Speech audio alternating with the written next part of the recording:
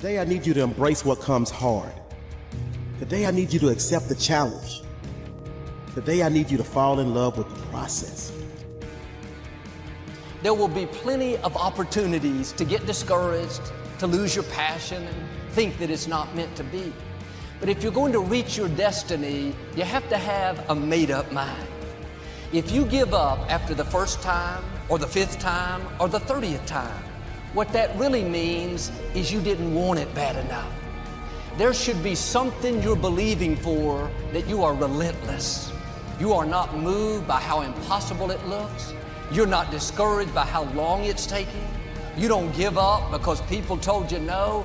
Your attitude is, if I have to believe my whole life, I am not going to stop believing. I am not going to take no for an answer. I'm not going to settle for mediocrity. I'm going to keep pursuing what's put in my heart. And ask ourselves, what do I really want? What do I really want? And write it down. Writing causes thinking. Thinking creates an image. And you get these images going, you're building a vision in your mind. It's the visionaries that's changed the world. Think of that. But what keeps that competitive edge, what keeps you on top, is the ability to think and prepare mentally over and over and over again. The body has limitations, the mind does not. We focus so much on what goes on from the neck down that we forget it all starts from here. Everything starts from here. If you're not mentally ready, you're never really physically prepared. And that's where the preparation starts. What would your life be like as you look toward the future if you decided, I'm not going to allow my fears to stop me? And I'm saying to you, whatever you got to do it, because if you don't, life is going to whoop you until you surrender. So when you're young and you make mistakes, don't let them eat you up. Because everybody that done made it. You got to fail in order to win. Hey, look, man, to understand how to hit the game-winning shot, you got to miss the game-winning shot. You know, you got to be tough because the road to success is always under construction. It's never a clear path to success. The people who become successful are the people who have a relentless attitude. And you just got to hang in there through the bad breaks, because the bad breaks is coming, but they usually come right before the big break is about to happen. You get a series of bad breaks and it stumbles up a lot of people. My life and my success is to say to anyone, you can stumble, you can fall, you can get back up again.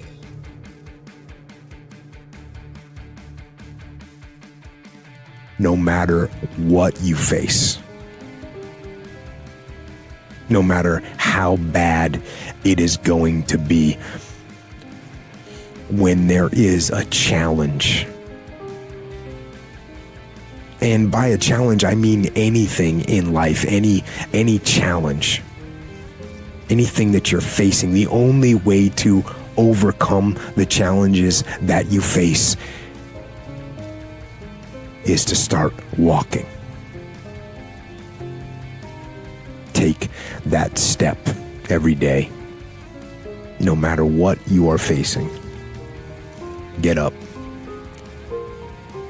and start walking. I have the ability to see the end before the beginning even begins. And what that means is I know that to get to the very end, I can see it right now. So before I went to Buds and I was losing all this weight and shit, I saw myself walking across the stage at 191 pounds. That's what I had to get to get into the door.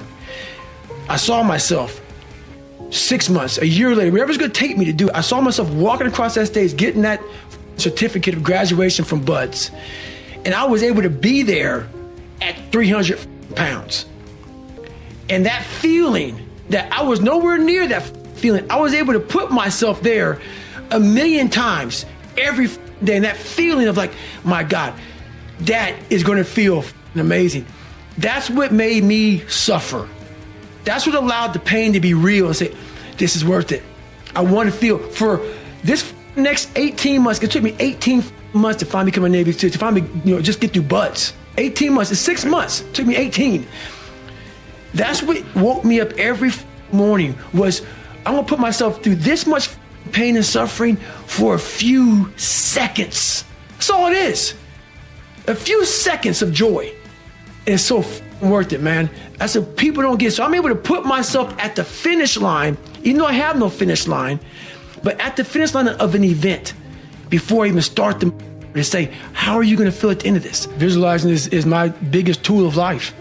That's why I've been able to put myself in cold water, put myself in a 100-mile race millions of times before I've done it.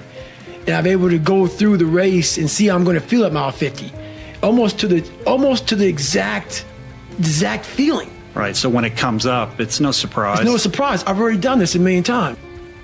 I recommended the last time I was here, the little book, Richest Man in Babylon, and I said I've lectured now to over 3 million people. Guess how many have actually gone and got this little book? Answer, very few. My best guess is 10%. Such an easy thing to do. This little book, number one, is easy to find. Number two, it's easy to buy. The most you can pay for it, $6, $7, $8. You can borrow that from your kids. But if it's easy to find and easy to buy, and if it's easy to read, why wouldn't everybody go get it? We don't know. I don't know. Nobody knows. Here's how profound it is. Some do and some don't. Now here's the numbers. About 10% do. We don't know the mystery of that. And I'm telling you, 10 years from now, those numbers will still be the same. The numbers don't change. Only the faces change. I used to belong to the 90% who couldn't be bothered even if it was easy. How many people have a library card? Answer, 3%. 97% couldn't be bothered. Guy specializes in happy hour, but he doesn't have a card. And now readily and quickly blames the government and blames his company and blames the pay scale. Here's my advice to you today. Walk away from the 97%. Don't talk like they talk. Don't go where they go. Don't act like they act. Don't specialize in what they specialize in.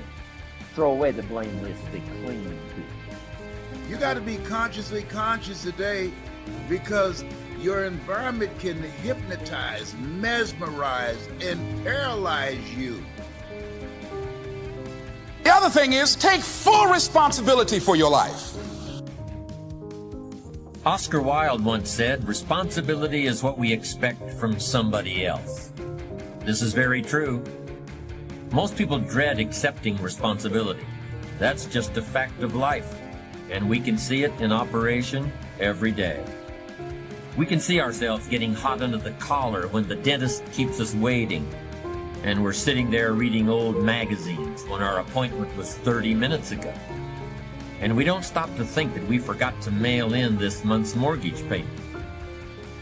We can see ourselves growing angrier and angrier because a business contact is supposed to call at noon, and here it is almost 2 o'clock, and the phone still refuses to ring. But we don't stop to think about the calls we ourselves have forgotten to return while we've been so busy fuming. We can see ourselves writing an angry letter to the airline because a flight was delayed, but we don't write an angry letter to ourselves when we're late for something, even though that might not be a bad idea at all. Yes, we can see avoidance of responsibility all the time in both our personal and professional lives. And here's something else we can see just as often. We can see that most people aren't as successful as they wish they were. Do you see there's a connection between these two very common phenomena? I certainly do, and by the end of this session, I hope you'll agree with me. I hope you'll understand that it's in your best interests to take responsibility for everything you do. But that's only the beginning.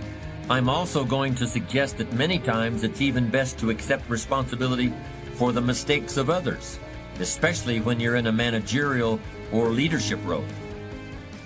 I can hear you saying, what?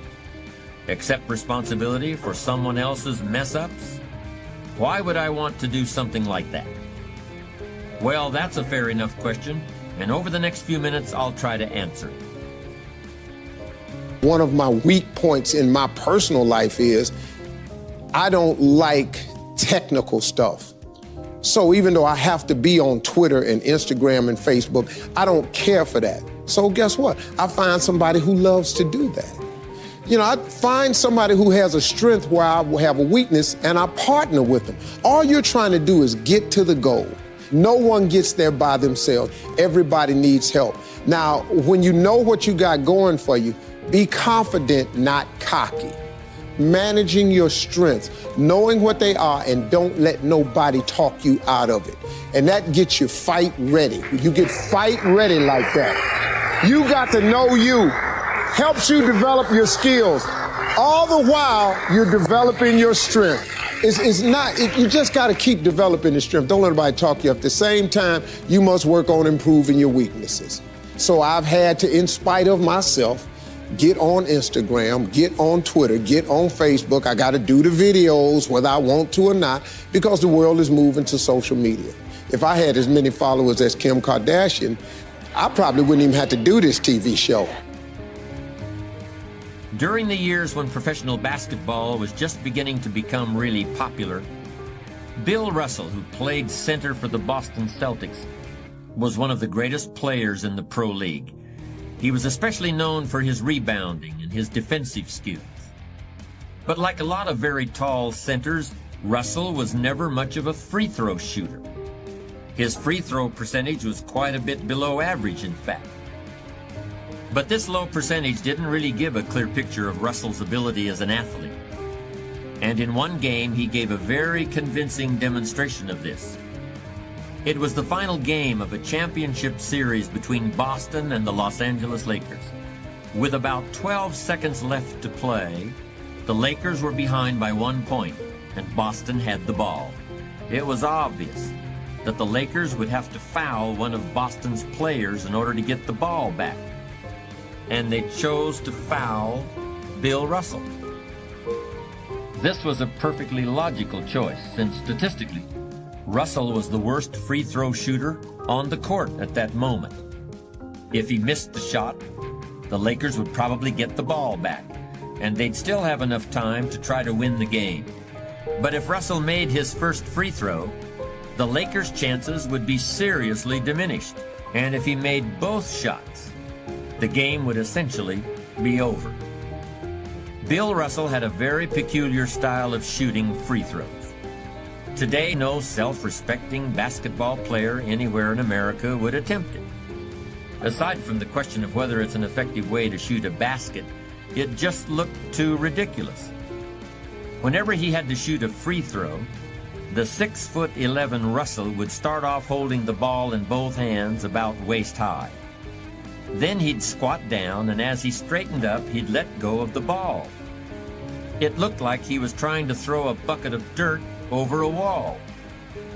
But regardless of how he looked, as soon as Bill Russell was fouled, he knew the Celtics were going to win the game. He was absolutely certain of it. Because in a situation like this, statistics and percentages mean nothing. There was a much more important factor at work. Something that no one has found a way to express in numbers and decimal points. Simply put, Bill Russell was a player who wanted to take responsibility for the success or failure of his team. He wanted the weight on his shoulders in a situation like this. No possibility for excuses, no possibility of blaming anyone else if the game was lost, no second guessing. Bill Russell wanted the ball in his own hands and nobody else's. And like magic, even if he'd missed every free throw he'd ever shot in his life before this, he knew he was going to make this one. And that is exactly what happened. That is what virtually always happens when a man or woman accepts responsibility eagerly and with confidence.